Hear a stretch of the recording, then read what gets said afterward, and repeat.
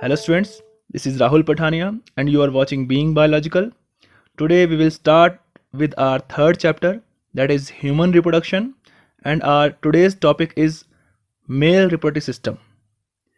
So let's start with a lighter note. In human reproduction we know that all humans are viviparous. That means humans अंडे नहीं देते बल्कि बच्चों को पैदा करते हैं. And the development in human beings occur in two periods. Number one is prenatal. Prenatal means parturition से पहले यानी एम्ब्रॉनिक स्टेट जो माँ के गर्भ में होती है उसे कहते हैं हम prenatal state. And second is postnatal state, that is after the parturition means पैदा होने के बाद. तो दो स्टेट में डेवलपमेंट होगी, एक माँ के यूट्रस के अंदर और एक पार्चुरेशन के बाद, पैदा होने के बाद. तो कुछ बेसिक डेफिनेशन से शुरू करेंगे पहले हम. जैसे कि फर्स्ट डेफिनेशन है इंसेमिनेशन. इंसेमिनेशन इज सीमन को फीमेल ट्रैक्ट के अंदर इंसर्ट करवाना, यानी transfer of sperms into the female genital tract. जो भी मेल गैमेट्स होंगी उनको जो फीमेल रिप्रोडक्टिव ट्रैक्ट होगी उसके अंदर इंसर्ट करवा देना, इसे कहते हैं इंसेमिनेशन. इम्प्लांटेशन क्या होगा? जब जाइगोट की प्राइमरी डेवलपमेंट होगी उससे एक ब्लास्टोसिस्ट, लगभग 64 सेल स्ट्रक्चर बनता है, इसको कहते हैं ब्लास्टोसिस्ट. वो यूट्राइन वॉल में यानी एंडोमेट्रियम में आके वहाँ पे स्टिक कर जाता है ताकि वहाँ फ्यूचर डेवलपमेंट हो उसका. इस एक्ट को कहते हैं इम्प्लांटेशन, यानी इम्प्लांट हो जाना to the uterine wall. Third is gestation. Gestation means development of embryo in uterus.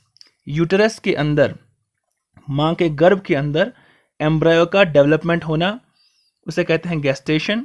Gestation period क्या होता है?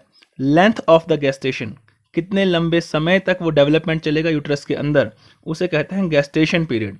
जैसा सभी जानते हैं ह्यूमन बींग्स में 9 मंथ प्लस माइनस 1 वीक होता है, वैसे ही डॉग्स में 60 to 63 डेज होगा, कैट में 63 डेज, कॉज में 282 डेज, एलिफेंट में 624 डेज. अलग अलग हैं, आप यहाँ से नोट कर सकते हैं. NET में कई बार यहाँ से क्वेश्चन पूछा जाता है, एम्स में पूछा गया है, इसलिए इनको आप कॉपी में नोट कर लें. नेक्स्ट है पार्चुरेशन. गेस्टेशन पीरियड कंप्लीट होने के बाद, यानी डेवलपमेंट जो प्रीनेटल डेवलपमेंट है उसके कंप्लीट होने के बाद बेबी का माँ के यूट्रस से बाहर आ जाना, उसे कहते हैं parturition. And delivery of baby after gestation, this is called parturition. अब आते हैं आज के अपने मेन टॉपिक के ऊपर, यानी मेल रिप्रोडक्टिव सिस्टम, यानी मेल में रिप्रोडक्शन के लिए कौन कौन सा सिस्टम होता है. तो मेल सिस्टम की बात करें, इसमें मेनली 4 कंपोनेंट्स होंगे. First the primary sex organs यानी टेस्टिस, जो गैमीट्स बनाते हैं, जो स्पर्म बनाएंगे. सेकंड आर असेसरी डक्ट्स, ये वो डक्ट्स हैं जो इन स्पर्म को फीमेल जेनिटल ट्रैक्ट तक पहुंचाने में हेल्प करती हैं. ग्लैंड्स, ऐसी ग्लैंड्स जो स्पर्म के साथ मिलके सीमन बनाती हैं, इनकी सिक्रेशंस, उसे वो हैं ग्लैंड्स. और एक्सटर्नल जेनिटलिया. एक्सटर्नल जेनिटलिया यानी वो ऑर्गन, यानी कॉपुलेटरी ऑर्गन जो हमारे स्पर्म को डिलीवर करेगा फीमेल बॉडी तक, उसे कहते हैं एक्सटर्नल जेनिटलिया. इन सभी के बारे में एक एक करके हम डिटेल में पढ़ेंगे. पहले एक डायग्राम से ओवरव्यू ले लेते हैं. ये मेल रिप्रोडक्टिव सिस्टम का डायग्राम है. हम शुरुआत करेंगे अपने प्राइमरी सेक्स ऑर्गन से यानी टेस्टिस से. यहाँ जो ये बॉडी के बाहर स्क्रोटम के अंदर एक स्ट्रक्चर होता है, इसको कहते हैं हम टेस्टिस. ये पेयर होता है जिसमें हमारे स्पर्म बनते हैं. पहले हम ओवरव्यू लेंगे ओनली, डिटेल में इसको धीरे धीरे आगे शुरू करते जाएंगे. तो टेस्टिस जिनका पेयर होता है उसके अंदर स्पर्म बनते हैं. टेस्टिस में जो स्पर्म बने उनको जो हमारे एसेसरी डक्ट्स हैं, यानी इसका एपिडाइमस, हमारी वास डेफरेंस, जो डक्ट्स हैं वो पहुंचाएंगी हमारी एक्सटर्नल जेनिटलिया तक. इन डक्ट्स में आके मिलती हैं secretions of various accessory glands, जैसे कि यहाँ पे दिखाया गया है आपको. सेमिनल वेसाइकल यहाँ है, देन प्रोस्टेट ग्लैंड एंड ये कॉपर्स ग्लैंड. 3 हमारे पास एसेसरी ग्लैंड्स भी हैं. इन सब की सिक्रीशंस प्लस टेस्टिस की सिक्रीशन मिलके बनाती हैं सीमन. और ये स्ट्रक्चर है, इसे कहते हैं हम एक्सटर्नल जेनिटलिया, यानी ह्यूमंस में पीनस कहते हैं इसको। तो ये हमारा मेल रिप्रोडक्टिव सिस्टम है, जिसको हम डिटेल में एक एक करके पढ़ेंगे। तो बात शुरू करते हैं हम टेस्टिस से। Testis develop from mesothelial layer of peritoneum. जो ये आपको मैंने एक्स्ट्रा ये सेंटेंसेस दे रखे हैं, नोट्स दे रखे हैं, ये मेनली एम्स में क्वेश्चन पूछ जाते हैं। एनईटी में इस तरह के क्वेश्चन नहीं पूछ जाते। आप एक्स्ट्रा नॉलेज के लिए इनको नोट डाउन कर सकते हैं कि जो भी टेस्टिस हैं वो बनेंगे मीजोथीलियल यानी मिडिल मेम्ब्रेन ऑफ पेरिटोनियम। अब पेरिटोनियम क्या होता है? It is membrane that forms lining of abdominal cavity. ये वो मेम्ब्रेन है जो एब्डोमेन, हमारा जो पेट का जो रीजन होता है, इसकी कैविटी को लाइन करता है और ये एब्डोमिनल ऑर्गन्स को सपोर्ट करती है। तो इसकी मीजोथीलियल लेयर से हमारा टेस्टिस बनता है। Testis has 3 layers. Tunica vaginalis, ये आउटर लेयर होती है टेस्टिस की। ट्यूनिका एल्बुजिनिया, ये फिब्रस लेयर होती है, सपोर्ट का काम करती है। और ट्यूनिका वेस्कुलेसा, इसमें network of capillaries blood supply होगी। ये भी क्वेश्चन एम्स के क्वेश्चन है, एनईटी में क्वेश्चन नहीं पूछ जाते हैं, बोर्ड्स में भी कोई आपसे नहीं पूछेगा, लेकिन अपने नॉलेज के लिए इनको नोट डाउन कर ले कि टेस्टिस में 3 लेयर्स होती हैं। ट्यूनिका वेजिनेलिस जो आउटर लेयर है, ट्यूनिका एल्बुजिनिया ये फिब्रस लेयर होती है, और ट्यूनिका वेस्कुलेसा ये लेयर है जिसमें ब्लड सप्लाई रहती है। देन जो टेस्टिस होंगे हमने देखा वो एक पाउच लाइक स्ट्रक्चर में सिचुएटेड होते हैं, जिसे कहते हैं हम स्क्रोटम। इसका फंक्शन क्या होता है? क्योंकि बॉडी से बाहर ये हैंगिंग स्टेट में होते हैं, इससे टेस्टिस का टेम्परेचर हमारे बॉडी टेम्परेचर से कम रहता है, लगभग 2 से 2.5 डिग्री सेल्सियस, जिससे स्पर्म बनने में हेल्प मिलती है। स्पर्म हमारे बॉडी टेम्परेचर के ऊपर फॉर्मेशन नहीं हो पाती है, तो स्क्रोटम उन टेस्टिस का टेम्परेचर कम रखता है, जिससे स्पर्म बनने में हेल्प मिलती है। Maintains the temperature 2 to 2.5 degree Celsius below the body temperature. Scrotum remains connected with pelvic cavity by inguinal canal. AIIMS का क्वेश्चन है कि स्क्रोटम हमारी जो पेल्विक रीजन है वहाँ से किस तरह कनेक्टेड है? इंजुइनल कनाल से। इंजुइनल कनाल कैरी स्पर्मेटिक कॉर्ड। इंजुइनल कनाल में स्पर्मेटिक कॉर्ड होती है जो बनती है वास डेफरेंस से और उसके सराउंडिंग टिश्यू से। तो जानते हैं वास डेफरेंस क्या होती है, हम सभी जानते हैं, इसको हम स्पर्म डक्ट भी कह देते हैं। Then testis develop in abdomen but at 7th month descends to scrotum. Testis की फॉर्मेशन बॉडी के अंदर ही होती है, लेकिन जब प्रीनेटल स्टेट में 7th month का बेबी हो जाता है तो टेस्टिस हमारे स्क्रोटम कैविटी में बॉडी के बाहर आके हैंगिंग स्टेट में आ जाते हैं। अगर इन केस ये टेस्टिस स्क्रोटम में डिसेंड नहीं हो पाते हैं तो उस केस में स्पर्म नहीं बन पाएंगे। टेस्टिस अटैच रहते हैं स्क्रोटम से विद हेल्प ऑफ गुबरनुकुलम। ये एक फिब्रस कॉर्ड होती है, इसको कहते हैं गुबरनुकुलम। टेस्टिस के अंदर 250 कंपार्टमेंट होते हैं। अभी आपके एनसीईआरटी में मेंशन्ड है जो ये लाइन है। टेस्टिस में लगभग 250 कंपार्टमेंट्स होते हैं जिनको कहते हैं हम टेस्टिकुलर लोब्यूल्स, और इनके सराउंडिंग के स्पेस को कहते हैं हम इंटरस्टिशियल स्पेस। चलिए को डायग्राम से समझाते हैं इसको। जो ये डायग्राम दे रखा है ये आपके जो टेस्टिकुलर लोब्यूल है 250, उनमें से एक लोब्यूल का है। हर एक लोब्यूल में लगभग 1 से 3 सेमिनिफरस ट्यूब्यूल होती हैं। सेमिनिफरस ट्यूब्यूल यानी कि जिनके अंदर स्पर्म बनते हैं, उसे कहते हैं सेमिनिफरस ट्यूब्यूल। ये आपको एक सेमिनिफरस ट्यूब्यूल का टीएस दिखाया गया है। ये सारे 3 यहाँ पे सेमिनिफरस ट्यूब्यूल हैं। इसके बाहर का जो स्पेस है ये वाला, ये जो स्पेस बच गया, ये है इंटरस्टिशियल स्पेस। तो अब सेमिनिफरस ट्यूब्यूल के अंदर देखते हैं, हमने कहा इसमें 2 तरह के सेल होते हैं। इसमें होंगे हमारे स्पर्मेटोगोनिया यानी कि ऐसे सेल जो डेवलप होके मियोसिस के बाद स्पर्म्स बनाएंगे।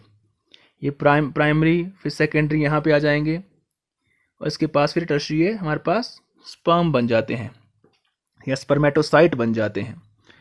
इसके अलावा जो आपको ये लंबे लंबे सेल दिख रहे हैं, ये वाले यहाँ इस तरह से ये पिरामिडल शेप में स्ट्रक्चर जो दिख रहे हैं आपको, ये इनको कहते हैं हम सर्टोली सेल्स। क्या कहते हैं इनको? Sertoli cells. इनका काम है डेवलपिंग स्पर्मेटोगोनिया का नरिशमेंट करना। इनका काम है डेवलपिंग स्पर्मेटोगोनिया को नरिशमेंट देना। इसके अलावा ये एंड्रोजन बाइंडिंग प्रोटीन सिक्रीट करते हैं और फॉलिकल स्टिमुलेटिंग हार्मोन की एक्टिविटी को कम करने में भी ये हेल्प करता है। तो आप समझ गए होंगे कि ये टेस्ट, अगर मान लीजिए मैं एक स्कीमेटिक डायग्राम बनाता हूँ, फॉर एग्जांपल अगर मैंने ये टेस्टिस का स्ट्रक्चर बनाया, इसके अंदर इस तरह से लगभग 250 कंपार्टमेंट होंगे जिन्हें कहा हमने टेस्टिकुलर लोब्यूल्स। हर एक टेस्टिकुलर लोब्यूल में 1 से लेके 3 तक सेमिनिफरस ट्यूब्यूल हो सकते हैं। इसको हम इस तरह कट करेंगे टीएस, तो हमें ये स्ट्रक्चर दिखाई देगा। और उसमें हमने कहा 2 तरह के सेल हैं, एक तो डेवलपिंग स्पर्मेटोगोनिया जो स्पर्मेटोसाइट बनाएंगे, ये स्पर्मेटोसाइट है, और इसके अलावा ये पिरामिडल स्ट्रक्चर में सेल्स जिन्हें हमने कहा सर्टोली सेल्स, और ये इन डेवलपिंग स्पर्मेटोगोनिया को नरिशमेंट देने का काम करेंगे। तो इसको हम ब्रीफ में देख लेते हैं एक बार कि each testicular lobule contain 1 to 3 seminiferous tubules. हमने जैसे देखा हर एक लोब्यूल में 1 से लेकर 3 तक सेमिनिफरस ट्यूब्यूल थे। Seminiferous tubules are lined by germinal epithelium, ऐसी एपिथेलियम जो कुछ चीज़ बनाएगी, जम मतलब बनाना, which has 2 types of cells. इसमें 2 तरह के सेल होते हैं, पहला मेल जर्म सेल और स्पर्मेटोगोनिया जो मियोसिस के बाद स्पर्म बनाएंगे, और सर्टोली सेल जो हमने कहा था पिरामिडल सेल, इनको हम सस्टेंटेकुलर सेल्स भी कहते हैं। इनकी शेप पिरामिडल होती है और ये डेवलपिंग स्पर्मेटोगोनिया को नरिशमेंट देते हैं। इसके अलावा ये एंड्रोजन बाइंडिंग प्रोटीन सिक्रीट करते हैं जो टेस्टोस्टेरोन हार्मोन को कंसंट्रेट करने का काम करेगा। इसके अलावा ये इनहिबिन भी सिक्रीट करता है जो FSH यानी फॉलिकल स्टिमुलेटिंग हार्मोन की एक्टिविटी को सप्रेस करने का काम करता है। ये डायग्राम बहुत बार आपके पेपर में पूछा जाता है, सेमिनिफरस ट्यूब्यूल का डायग्राम, इसको ढंग से अपनी कॉपी में नोट डाउन कर लीजिएगा। अब हम देखते हैं जो टेस्टिकुलर लोब्यूल्स के अराउंड स्पेस था जिसे हमने कहा इंटरस्टिशियल स्पेस, वो क्या काम करता है। Interstitial space is region outside seminiferous tubule. इस सेमिनिफरस ट्यूब्यूल के आउटसाइड का रीजन होता है जिसमें ब्लड वेसल्स होंगी और इंटरस्टिशियल सेल्स होंगे जिन्हें हम लेडिग सेल्स भी कहते हैं। और ये लेडिग सेल एंड्रोजन यानी टेस्टोस्टेरोन हार्मोन को सिक्रीट करते हैं। तो आपने देखा कि जो हमारे पास ये सेमिनिफरस ट्यूब्यूल है, इसमें खुद 2 टाइप के सेल हैं, एक तो स्पर्म बन रहे हैं यहाँ पे, सेकंड यहाँ पे सर्टोली सेल हैं जो इन्हें नरिशमेंट देंगे। जो स्पेस है इंटरस्टिशियल स्पेस, यहाँ पे लेडिग सेल होंगे जो टेस्टोस्टेरोन हार्मोन को रिलीज करने का काम कर रहे हैं।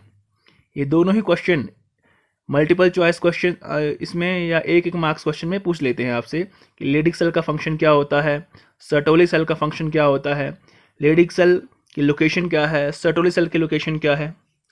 तो ये था हमारे प्राइमरी सेक्स ऑर्गन्स यानी टेस्टिस के बारे में।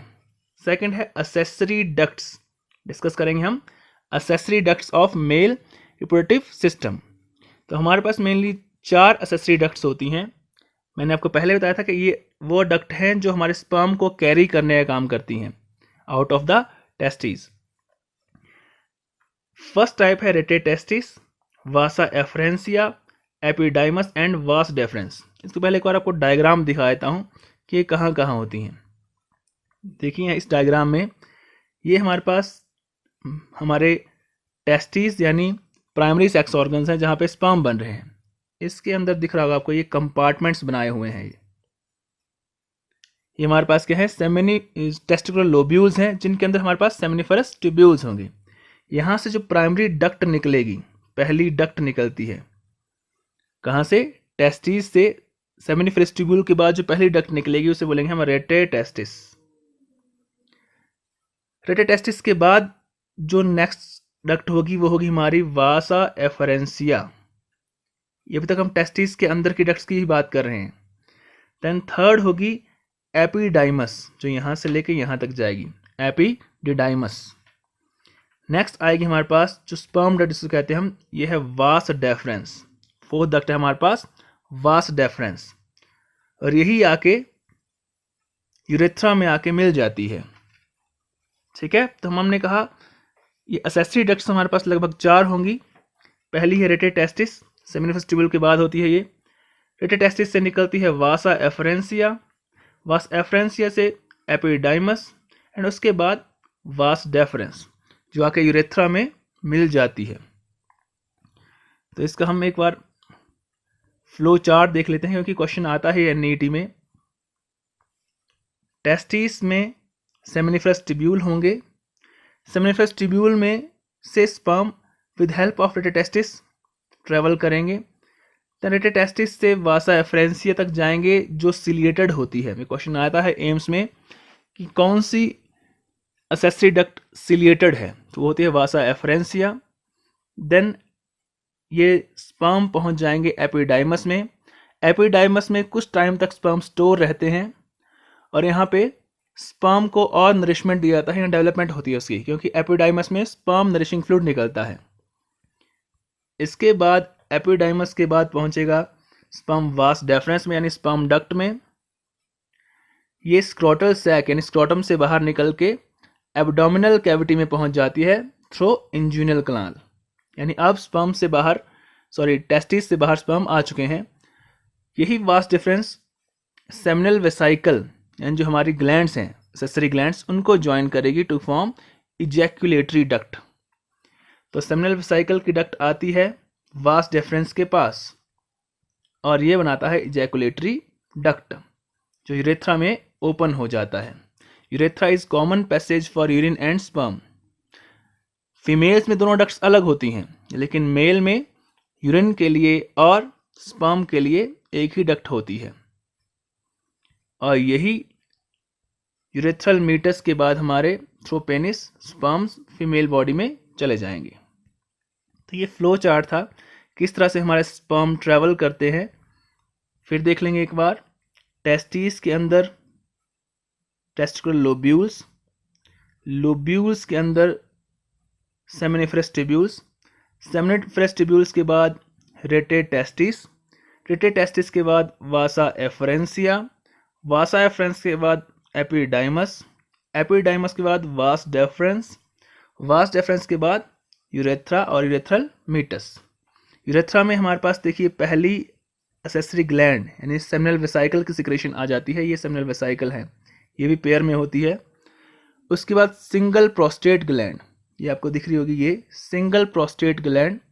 उसके बाद a pair of bulbourethral gland, a pair of bulbourethral gland. इन तीनों की सिक्रेशन मिलेगी स्पर्म के साथ, तो बन जाएगा सीमेन, यानी स्पर्म जो टेस्टिस में बने plus secretions from accessory glands, ये बनाता है हमारा सीमेन। ठीक है, तो इन ग्लैंड्स के बारे में हम एक एक करके डिटेल में पढ़ेंगे। पहले एक्सटर्नल जेनिटलिया देख लेते हैं कि हमारा जो कॉपुलेटरी ऑर्गन है यानी पेनिस जो है, इसमें 3 सिलिंड्रिकल मास होते हैं इरेक्टाइल टिश्यू के, ताकि इंसेमिनेशन में हेल्प मिले। 2 जो डॉर्सल साइड में होंगे कॉर्पोरा कैवर्नोसा, और 1 वेंट्रल साइड में कॉर्पस स्पॉन्जियोसम। इनमें ब्लड सप्लाई अच्छी रहती है, जिससे कि स्पर्म पेनिस इरेक्शन में हेल्प मिलेगी। जैसे आपको यहाँ दिखाई देगा, जो पेनिस है इसके डॉर्सल साइड कहेंगे वैसे तो हम, ये डॉर्सल साइड जो है, या हम कहेंगे लेटरल साइड कह सकते हैं। यहाँ पे हमारे पास 2 सिलिंड्रिकल मास हैं इरेक्टाइल टिश्यू के, जिसे हमने कहा कॉर्पोरा कैवर्नोसा, और एक होगा वेंट्रल डाउन साइड, नीचे इसके, उसे कहेंगे हम कॉर्पस स्पॉन्जियोसम, और ये पेनिस इरेक्शन में हेल्प करते हैं। तो ये था एक्सटर्नल जेनिटलिया। नेक्स्ट जो इम्पोर्टेंट टॉपिक है मेल सिस्टम का, वो है एसेसरी ग्लैंड्स। यहाँ से बहुत सारे क्वेश्चन आते हैं। तो हमने कहा हमारे पास 3 एसेसरी ग्लैंड्स होती हैं। फर्स्ट इज सेमिनल वेसाइकल्स, और ये पेयर में होगी। ये क्वेश्चन भी आपके एनईटी में पूछा गया है, बताइए एसेसरी ग्लैंड में से कौन सी सिंगल होती है और कौन से पेयर में होते हैं। तो सेमिनल वेसाइकल का पेयर होता है, प्रोस्टेट ग्लैंड सिंगल होती है, बल्बो यूरेथ्रल ग्लैंड और काउपर्स ग्लैंड का भी पेयर होगा। तो seminal vesicle is a pair of sac like structure with join vas deferens to form ejaculatory duct, यानी वास्ट डिफरेंस में पहली मिलने वाली सेसरी ग्लैंड कौन होगी? Seminal vesicles. और ये लगभग 60% ऑफ सेमन को प्रोड्यूस करती है। जो 60% ऑफ बल्क होगा सेमन का वो कहाँ से आएगा? सेमिनल वेसिकल से ही आएगा। इसमें से एल्कलीन फ्लूइड निकलता है जिसकी पीएच लगभग 7.4 होती है, जो रिच होता है फ्रक्टोज में, प्रोस्टाग्लैंडिन्स में और क्लोटिंग प्रोटीन्स में। अब फ्रक्टोज का काम क्या होगा? क्योंकि हमारे स्पर्म में माइटोकॉन्ड्रिया होते हैं और माइटोकॉन्ड्रिया को चाहिए फूड, जैसे कि यहाँ पे फ्रक्टोज है। उस फ्रक्टोज की हेल्प से ही माइटोकॉन्ड्रिया एटीपी बनाएगा ताकि स्पर्म हमारा स्विम कर सके up to the ovum. Next है प्रोस्टाग्लैंडिन्स। ये ऐसे हार्मोन है, जैसे ही सीमन हमारा फीमेल ट्रैक्ट में पहुंचेगा वहाँ पे फीमेल ट्रैक्ट की में कॉन्ट्रैक्शन और रिलैक्सेशन को स्टिमुलेट करेगा ताकि स्पर्म हमारा इजीली पास हो सके फेलोपियन ट्यूब तक, यानी ये स्पर्म मूवमेंट में हेल्प कर रहा है। और थर्ड है क्लॉटिंग प्रोटीन। ये स्पर्म को कोगुलेट करने में हेल्प करता है इजैकुलेशन के बाद, क्योंकि अगर स्पर्म हमारे इकट्ठे निकलेंगे, इकट्ठे रहेंगे, तो अगर फीमेल ट्रैक्ट के अंदर वो डिस्ट्रॉय भी होते हैं तो बाहर वाले डिस्ट्रॉय हो जाएंगे, अंदर वाले कुछ स्पर्म्स ये पहुंच सकते हैं फेलोपियन ट्यूब तक। अगर सभी बिखरे हुए इजैकुलेट होंगे तो फीमेल जो वेजिनल ट्रैक्ट है वो उन स्पर्म्स को डिस्ट्रॉय कर देगी। तो इससे हमारे क्लॉटिंग प्रोटीन की हेल्प से चांसेस ऑफ फर्टिलाइजेशन बढ़ जाते हैं। नेक्स्ट जो सेमिनल वेसिकल है वो हेल्प करता है फीमेल वेजिनल ट्रैक्ट के एसिडिक एनवायरनमेंट को न्यूट्रलाइज करने में, क्योंकि इसकी पीएच की होती है एल्कलीन होती है, 7.4 के लगभग होती है। नेक्स्ट हमारे पास जो ग्लैंड है उसका नाम है प्रोस्टेट ग्लैंड। ये सिंगल ग्लैंड होती है। ये क्वेश्चन कई बार एनईटी में पूछा गया है। एसेसरी ग्लैंड्स में कौन सी सिंगल है? वो है प्रोस्टेट ग्लैंड। और ये मिल्की सिक्रेशन प्रोड्यूस करती है जो स्लाइटली एसिडिक होता है, क्योंकि इसमें सिट्रिक एसिड होता है इसलिए स्लाइटली एसिडिक हो जाता है। और ये 25% ऑफ सीमन प्रोड्यूस करता है। इसमें एसिड होगा citric acid, enzyme phosphatases, amylases, pepsinogen enzyme होंगे, हार्मोन वही प्रोस्टाग्लैंडिन्स जो कॉन्ट्रैक्शन वगैरह स्टिमुलेट करता है।